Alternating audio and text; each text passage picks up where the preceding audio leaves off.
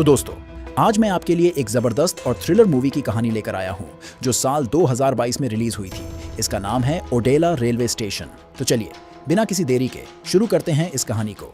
Film की शुरुआत होती है एक गांव से जिसका नाम है ओडेला। यहीं का रेलवे स्टेशन दिखाया जाता है और तभी एक औरत कीचड़ से सनी हुई हाथ में कटा हुआ सिर लिए पुलिस स्टेशन पहुंचती है। वह सीधा वहां के इंस्पेक्टर लक्ष्मण के सामने टेबल पर वो सिर रख देती है। लक्ष्मण पूछता है, इसका बाकी शरीर कहाँ है? तब वो औरत पुलिस को एक कुएं के पास लेकर जाती है जहां एक बेजान शरीर सिर के बिना लटका हुआ होता है।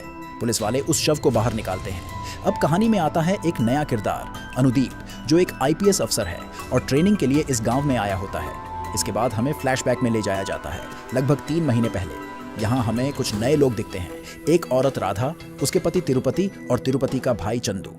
चंदू की शादी उनकी कजिन से होने वाली है। ये सब धोबी समाज से हैं। राधा के घर के पास वेंकटेश और माधवी की नई नई शादी हुई है। आज उनकी सुहागरात है। उधर एक लड़का विवेक अपने दोस्तों के साथ शराब पी रहा होता है। विवेक को माधवी से प्यार था, लेकिन माधवी ने किसी और से शादी कर ली।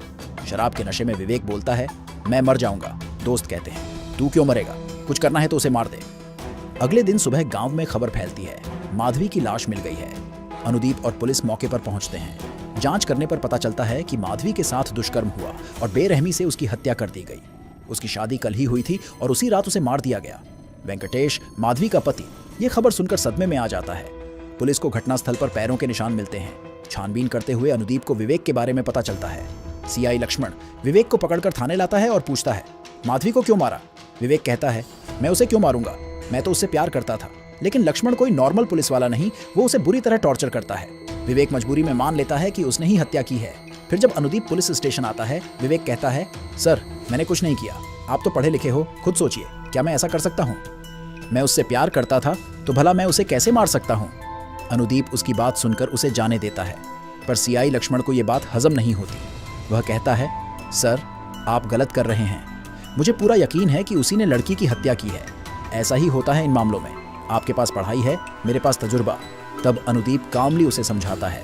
घटनास्थल से जो पैर का निशान मिला है उसका साइज 10 है।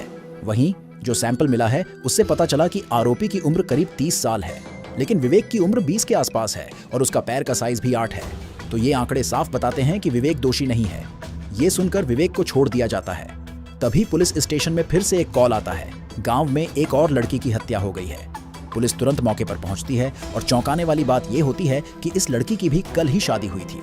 अनुदीप को यकीन हो जाता है कि कातिल कोई साइको किस्म का इंसान है। रात होते ही वह फिर से क्राइम सीन पर पहुंचता है। जांच के दौरान लड़की का मोबाइल मिलता है।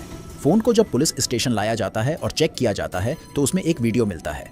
संयोग से वीडियो रिकॉर्डिंग ऑन थी जिसमें किलर की आवाज रिकॉर्ड हो जाती है। वीडियो में दिखता नहीं, पर आवाज में वह लड़की से पूछता है, तुम्हारी सुहागरात कैसी रही? तुम्हारे पति ने क्या किया? तुमने क्या किया? इसके बाद वह उसे छूने लगता है और कहता है, अगर तुम सब कुछ बता दोगी तो मैं तुम्हें छोड़ दूंगा। डरी हुई लड़की सब कुछ बता देती है, पर वह हैवान फिर भी उसके साथ गलत करता है और बेरहमी से उसकी जान ले लेता है। सुबह चंदू की मंगेतर नहाने जाती है और चंदू चोरी छिपे उसका वीडियो बनाने लगता है। यही चंदू का दोस्त है शंभू, जो एक वेडिंग फोटोग्राफर भी है। पुलिस अब गांव में आकर उस वीडियो की रिकॉर्ड की गई आवाज सुनाने लगती है और लोगों से पूछती है, क्या आप इस आवाज को पहचानते हैं? अधिकतर लोग नहीं पहचान पाते। जब पुलिस राधा के घर पहुंचती है तो चंदू आवाज सुनकर पहचान जाता है, ये तो शंभू की आवाज है। पुलिस शंभू को थाने बुलाती है और उसकी आवाज से मिलान करती है। उसी वक्त शंभू का वकील आकर कहता है, सर जिस दिन ये घटनाएं हुई उस दिन मेरा क्लाइंट गांव में था ही नहीं, वो दूसरी जगह एक शादी में गया था। इसके बाद एक दिन अनुदीप लक्ष्मण से कहता है, क्यों ना पूरे गांव का डीएनए टेस्ट करवाया जाए, इससे असली कातिल सामने आ जाएगा। लक्ष्मण कहता है, सर बात तो सही है, लेकिन आपको पता है गांव में कितने लोग हैं, सबका डीएनए टेस्ट करवाना लंबा काम है। लक्ष्मण कहता है, सर पिछले बार एक केस में डीएनए रिपोर्ट आने में पूरा 1 महीना लग गया था। आप ऐसे उलझे हुए काम मत करिए। इस पर अनुदीप बोर्ड पर एक प्लान बनाकर सबको समझाता है, देखिए इस गांव में लगभग 6300 लोग हैं। इनमें से महिलाएं तो इस केस से बाहर हैं। अब जो बचे हैं उनमें से हमें केवल उन लोगों को टारगेट करना है जिनके पैर का साइज 10 है, उम्र करीब 25 से 30 साल के बीच है और हाइट लगभग 5 फीट 8 इंच है। ऐसे कंडीशन में सिर्फ 25 से 30 लोग ही शॉर्टलिस्ट होंगे। अगर इनका सैंपल हैदराबाद भेजा जाए तो 10 दिन में रिपोर्ट मिल सकती है। इसके बाद पुलिस गांव के मर्दों को एक एक करके बुलाकर उनका डीएनए सैंपल लेना शुरू कर देती है। कुछ दिन बाद गांव का सरपंच थाने आता है और बताता है कि उसकी बेटी की शादी नजदीक है, वो न्योता देने आया है। अनुदीप उसे समझाने की कोशिश करता है, सर आप जानते हैं अभी गांव का माहौल कितना खराब है, एक के बाद एक लड़कियों की हत्या हो रही है। मेरी राय है कि आप अभी शादी रोक दीजिए। लेकिन सरपंच गुस्से में कहता है, सर आप तो अभी नए आए हैं, मैं इस गांव में जन्मा और यहीं पला बढ़ा हूँ, मुझे यहाँ की स्थिति बेहतर पता है। जिस दिन सरपंच की बेटी प्रिया की शादी होती है, अनुदीप कोई रिस्क नहीं लेता और सिक्योरिटी को दोगुना कर देता है। शादी बिना किसी परेशानी के हो जाती है, सुहागरात भी। सुबह अनुदीप फोन करके एक कांस्टेबल से पूछता है, दूल्हा दुल्हन ठीक तो हैं? कांस्टेबल कहता है, हाँ सर, दोनों बिल्कुल सेफ हैं। उसी समय प्रिया अपनी एक फ्रेंड को रेलवे स्टेशन छोड़ने जाती है। अनुदीप आदेश देता है कि दोनों कांस्टेबल उन पर नजर रखें। प्रिया स्टेशन पर फ्रेंड को बाएं करती है।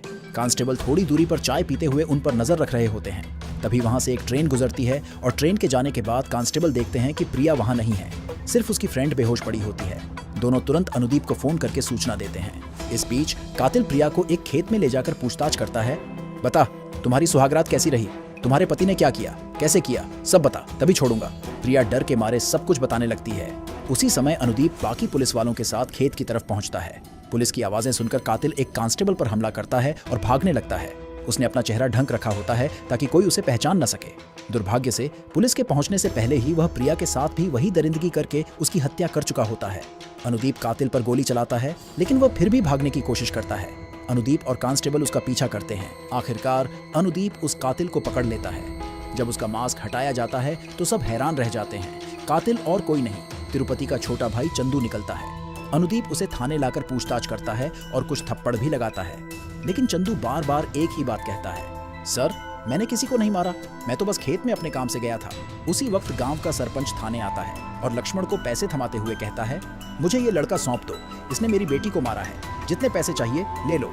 लक्ष्मण पैसों के लालच में आकर चंदू को सरपंच के हवाले कर देता है। सरपंच चंदू को अपने साथ ले जाता है। थोड़ी देर बाद जब अनुदीप आता है और यह सब सुनता है तो गुस्से में सबको डांटता है, तुम लोग एक आरोपी को किसी के हवाले कैसे कर सकते हो, मैं अभी एसपी साहब को फोन करता हूँ।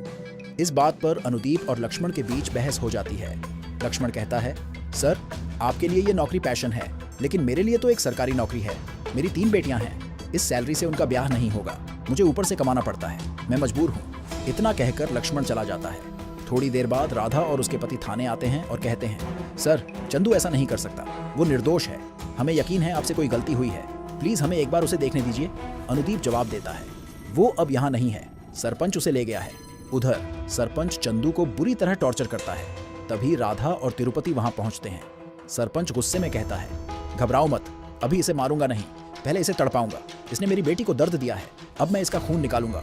राधा और तिरुपति बहुत विनती करते हैं, लेकिन सरपंच नहीं मानता। तब ये दोनों गांव के बड़े लोगों से मदद मांगते हैं, लेकिन कोई उनकी सुनवाई नहीं करता। उधर अनुदीप सरपंच को फोन करता है और बताता है, गांव में एक और लड़की की हत्या हो गई है और ये वारदात चंदू के पकड़े जाने के बाद हुई है, यानी चंदू बेगुनाह है।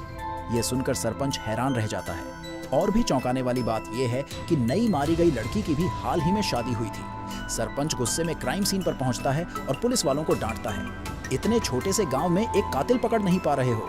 फिर वो चंदू का इलाज करवाकर उसे घर लाता है और राधा के हाथ में पैसे देकर माफी मांगता है, लेकिन राधा कहती है, ये पैसे आप रख लीजिए, अगला चुनाव लड़ने में काम आएंगे। रात में अनुदीप अपने कमरे में केस के बारे में सोच रहा होता है। इतना छोटा सा गांव, लेकिन एक साइको घूम रहा है जो एक के बाद एक नई दुल्हनों को मार रहा है। तभी अनुदीप की गर्लफ्रेंड स्फूर्ति का फोन आता है। वो उदास होकर कहता है, स्फूर्ति सच में शायद मैं इस नौकरी के लायक नहीं हूँ, मैंने गलती की आईपीएस बनकर। मेरे सामने एक साइको कातिल लोगों को मार रहा है और मैं कुछ नहीं कर पा रहा। अनुदीप परेशान बैठा होता है, मैं उस कातिल को पकड़ ही नहीं पा रहा। तभी स्फूर्ति फोन पर कहती है, तो चलो हम दोनों मिलकर उसे पकड़ते हैं, मैं तुम्हारे पास आ जाती हूँ, शादी भी कर लेंगे। जब वो कातिल मुझे मारने आएगा तुम उसे रंगे हाथ पकड़ लेना। पहले अनुदीप मना करता है, लेकिन स्फूर्ति उसे समझा लेती है। अगले ही दिन अनुदीप लोकल टीवी पर आकर किलर को चैलेंज देता है, अगर दम है तो मेरी बीवी को उठाकर दिखा। अब सवाल ये है, क्या किलर सच में चैलेंज स्वीकार करेगा? क्या अनुदीप की बीवी उसके जाल में फंस जाएगी? और सबसे बड़ा सवाल, इस किलर की असली पहचान क्या है? जानने के लिए देखना ना भूलें पार्ट 2।